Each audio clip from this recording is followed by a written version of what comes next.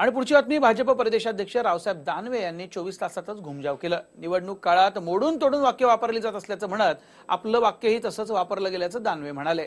सोमवारी दानवे यांची सोलापूरमध्ये जाहीर सभा झाली, त्यावेळी बोलताना त्यांनी पाकिस्ताननं 40 अतिरेकी मारल्याचं वादग्रस्त वक्तव्य केलं। त्यावर आज प्रतिक्रिया देताना दानवे यांनी वाक्य मोडून तोडून वापरली जात असल्याचा कांगावा केला। पाहुयात दानवे यांची दोन्ही विधानं।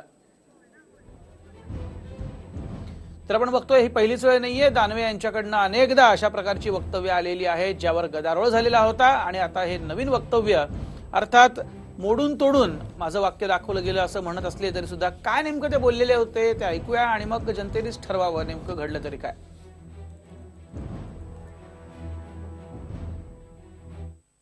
हे आजच्या परिस्थितीमध्ये सांगता येत नाही। आपण बघितलं असेल की पाकिस्तानने आपल्या देशातले 40 अतिरेकी मारले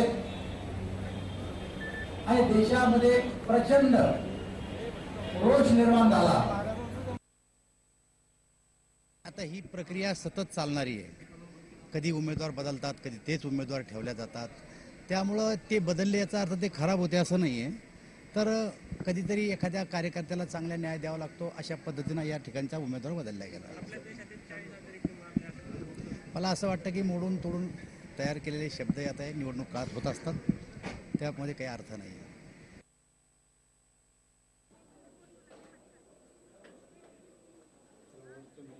तर वादग्रस्त वक्तव्यानंतर कांगावा आपण बघतोय आणि काय नेमकं वक्तव्य त्यांनी केलं होतं हे देखील जसं तसं आपण ऐकलेलं आहे।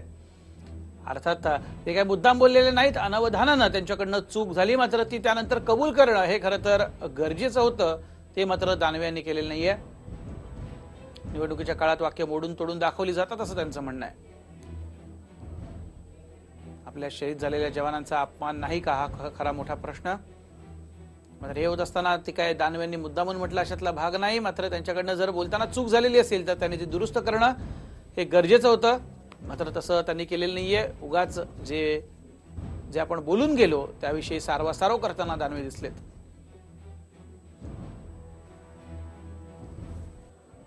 आणि पुढची बातमी, भाजप प्रदेशाध्यक्ष रावसाहेब दानवे यांनी 24 तासातच घुमजाव केलं। निवडणूक काळात मोडून तोडून वाक्य वापरली जात असल्याचं म्हणत आपलं वाक्यही तसंच वापरलं गेल्याचं दानवे म्हणाले।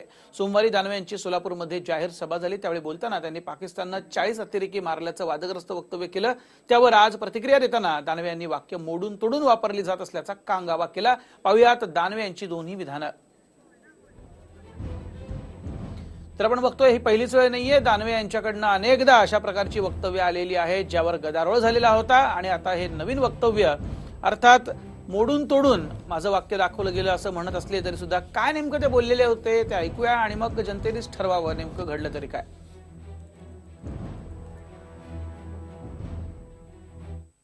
हे आजच्या परिस्थितीमध्ये सांगता येत नाही। आपण बघितलं असेल की पाकिस्तानने आपल्या देशातले 40 अतिरेकी मारले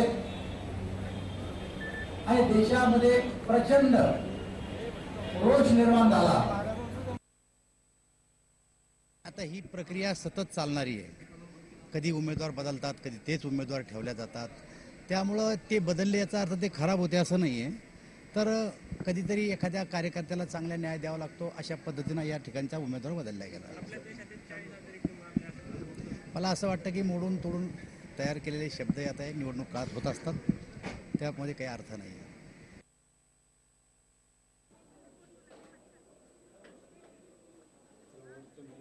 तर वादग्रस्त वक्तव्यानंतर कांगावा आपण बघतोय आणि काय नेमकं वक्तव्य त्यांनी केलं होतं हे देखील जसं तसं आपण ऐकलेलं आहे। अर्थात ते काय मुद्दाम बोललेले नाहीत, अनवधानानं त्यांच्याकडनं चूक झाली, मात्र ती त्यानंतर कबूल करणं हे खरं तर गरजेचं होतं, ते मात्र दानवे यांनी केलेलं नाहीये। निवडणुकीच्या काळात वाक्य मोडून तोडून दाखवली जातात असं त्यांचं म्हणणं आहे। आपल्या शहीद झालेल्या जवानांचा अपमान नाही का हा खरा मोठा प्रश्न।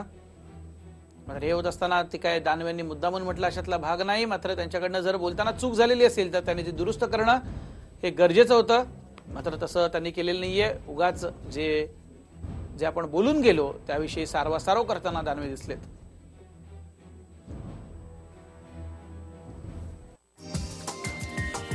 हा व्हिडिओ तुम्हाला आवडला असेल तर असे आणखी व्हिडिओ पाहण्यासाठी TV9चं YouTube चॅनल सबस्क्राइब करा, बेल बटन दाबा। ताज्या घडामोडींसाठी लॉग ऑन करा tv9marathi.com।